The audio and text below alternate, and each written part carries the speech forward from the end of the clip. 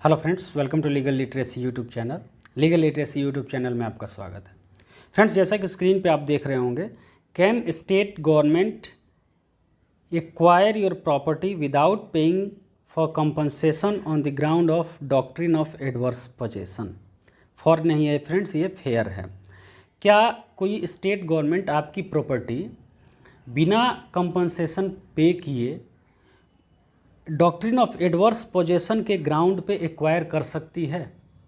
Friends, ये question आया है कलकत्ता हाई कोर्ट के सामने। एक क्वेश्चन आया तो कलकत्ता हाई कोर्ट ने एक केस है the state of Bengal and others versus Dilip Ghosh and others. इस केस में कलकत्ता हाई कोर्ट के सिंगल बेंच के फैसले के खिलाफ अपील गई डिवीज़न बेंच में, और सिंगल बेंच और डिवीज़न बेंच ने क्या फ़ैसला दिया और सुप्रीम कोर्ट का इस मामले पे क्या रुख है, इसके बारे में हम कंप्लीट डिस्कशन करेंगे। और साथ में ये डॉक्ट्रिन ऑफ एडवर्स पोजेशन के बारे में थोड़ा सा जानेंगे। अगर डॉक्ट्रिन ऑफ एडवर्स पोजेशन के बारे में कंप्लीट डिटेल जानकारी आप चाहते हैं तो आप कमेंट कर सकते हैं इस वीडियो के कमेंट सेक्शन में, और आपको एक complete detailed video doctrine of adverse possession के बारे में आपको मिल जाएगा। तो फ्रेंड्स, जल्दी वीडियो स्टार्ट करते हैं। लेकिन इससे पहले मैं आपको बता दूं कि अगर लीगल लिटरेसी यूट्यूब चैनल को आपने सब्सक्राइब नहीं किया तो सब्सक्राइब कर लें, और इस वीडियो को अभी से लाइक कर दें और वीडियो को शेयर करें, ताकि और भी लोग इससे लाभान्वित हो सकें और आपको भी वीडियोस की नोटिफिकेशन टाइमली मिलती रहे। आगे बढ़ते हैं फ्रेंड्स। सबसे पहले हम क्वेश्चन लेते हैं। ये जो state of Bengal and others versus Dilip Ghosh and others में जो डिवीजन बेंच है उसमें जजेस कौन कौन थे? तो जजेस थे friends justice Rai Chattopadhyay and justice Arijit Banerjee. तो थोड़ा सा फ्रेंड्स हम सबसे पहले इसमें ये देखते हैं कि एडवर्स पोजेशन होता क्या है। तो जैसा कि नाम से सजेस्ट करता है फ्रेंड्स, एक adverse and possession. Adverse possession का मतलब होता है कि कोई भी प्रॉपर्टी अगर किसी ने 12 साल से अधिक तक वो इंटरप्शन के बिना इंटरप्शन, आपकी अगर किसी की प्रॉपर्टी है, विवादित प्रॉपर्टी है और 12 साल से किसी के कब्जे में है बिना इंटरप्शन के, अगर उस पर कोई मुकदमा चल रहा है, केस चल रहा है, या कुछ भी कोई प्रॉब्लम है या कुछ ग्राउंड्स दिए हुए हैं इसके अलावा है, तो उस प्रॉपर्टी पे एक तरह से ऑनरशिप उस व्यक्ति की हो जाती है जो कि उसका मतलब जिसका कि एडवर्स पोजेशन चल रहा हो। तो इस पे रूल रेगुलेशंस नियम कानून हैं देश में। तो ये लिटरली एक छोटा सा मीनिंग मैंने ये बता दिया। ठीक है, आगे आते हैं। केस के बारे में देखते हैं फ्रेंड्स। केस ये है कि कोलकाता हाई कोर्ट में एक पिटीशन फाइल हुई थी स्टेट गवर्नमेंट के खिलाफ कि स्टेट गवर्नमेंट ने एक लैंड एक्वायर कर लिया था और पेमेंट नहीं दिया था। कंपनसेशन जो दिया जाता है, right to fair compensation and transparency in land acquisition rehabilitation resettlement act 2013, तो इस पेमेंट नहीं किया था और काफ़ी दिनों से वो एक्वायर किए हुए थी प्रॉपर्टी स्टेट गवर्नमेंट, और बाद में एडवर्स पोजेशन के बेसिस पे इसको क्लेम कर रही थी। तो सिंगल जज ऑफ कलकत्ता हाई कोर्ट ने जो था, सिंगल जज ने फ्रेंड्स डायरेक्ट किया अथॉरिटीज़ को, जो भी अथॉरिटीज़ थी, to initiate the proceedings under the provisions of right to fair compensation and transparency in land acquisition rehabilitation resettlement act 2013। तो फ्रेंड्स, ये जो एक एक्ट है right to fair compensation and transparency in land acquisition rehabilitation resettlement act 2013, इसमें इसके तहत जो इसके प्रोविजंस हैं, जो फेयर कंपनसेशन देने के प्रोविजंस है, रिहेबिलिटेशन के प्रोविजंस हैं, उसकी एक मतलब उसके प्रोविजंस को इनिशिएट करने का ऑर्डर दिया किसने? सिंगल जज bench of Calcutta high court ने। तो फिर स्टेट गवर्नमेंट ने क्या किया फ्रेंड्स? स्टेट गवर्नमेंट पहुंच गई डिवीज़न बेंच में। डिवीज़न बेंच में इसको चैलेंज किया गया। चैलेंज करने का इनका ग्राउंड क्या था? ग्राउंड था error of single bench judgment. ठीक है, सिंगल जज का जो जजमेंट है उसमें एरर है। ठीक है, ये जैसे कहते हैं कि परवर्स है, ये जो है मतलब बैड इन लॉ है। फिर स्टेट गवर्नमेंट का अपना ग्राउंड था कि स्टेट ने टाइटल एक्वायर कर लिया on the basis of adverse possession.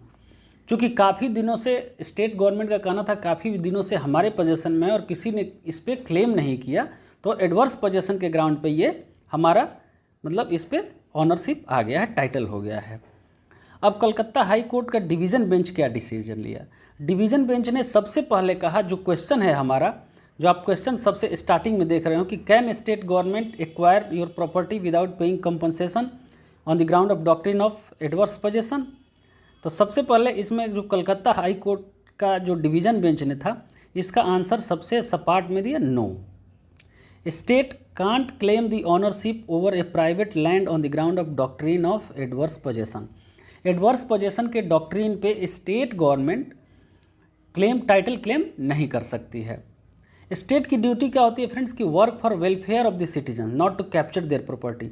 State का वर्क होता है कि सिटीजन्स के वेलफेयर के लिए काम करे। किसी सिटीजन का, किसी व्यक्ति का ज़मीन है, जायदाद है, प्रॉपर्टी है, उसको एडवर्स पोजेसन के नाम पे स्टेट गवर्नमेंट ज़बरदस्ती एक्वायर करने लगे, फोर्सफुली एक्वायर करने लगे, तो ये वेलफेयर का काम नहीं है। फिर देखते हैं फ्रेंड्स कि कलकत्ता हाई कोर्ट ने एक जजमेंट कोट किया, जजमेंट को रिलाई किया। वो जजमेंट था Vidya Devi versus state of Himachal Pradesh and others.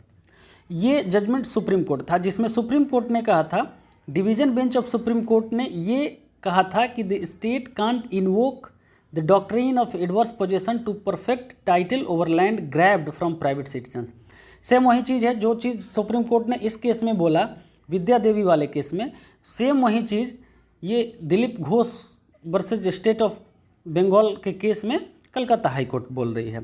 इसी पे रिलाई करके, इसी पे मतलब अपना रिलायंस देके सुप्रीम कोर्ट जो था had also held that forcible dispossession of a person from his private property is violative of human rights and constitutional rights given under Article 300A of the Constitution of India।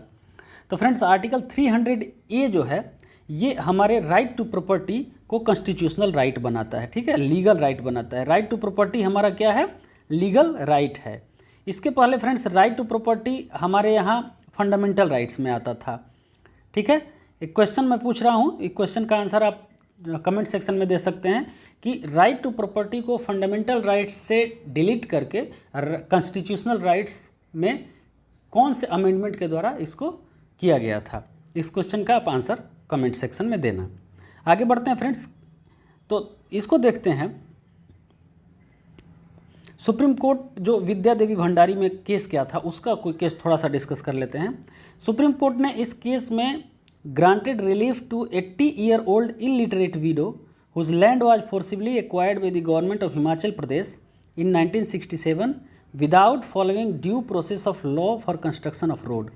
उस समय friends जो law था, तो ये जो right to fair compensation, ये जो law 2013 का है, ये नहीं था, लेकिन उस समय भी कंपनसेशन के लिए लॉ था। और जाहिर सी बात है उस समय तो काफ़ी ये था, उस समय तो ये जो राइट टू प्रॉपर्टी था ये हमारा फंडामेंटल राइट था, ठीक है, फंडामेंटल राइट था। तो यहाँ पे क्या कर रहा है कि कंस्ट्रक्शन ऑफ रोड कंप्लीटेड 1975 में रोड का कंस्ट्रक्शन कंप्लीट हो गया और कुछ लोग थे जिन्होंने अपना कंपनसेशन क्लेम किया, ठीक है। तो कंपनसेशन क्लेम किया, उनको क्लेम मिल गया, और ये जो लेडी थी इसने क्लेम नहीं किया, तो क्लेम नहीं किया तो इसको कंपनसेशन नहीं मिला। तो फाइनली ये इसको कुछ पता चला होगा, चाहे कुछ भी हुआ हो, ये कोर्ट पहुँच गई।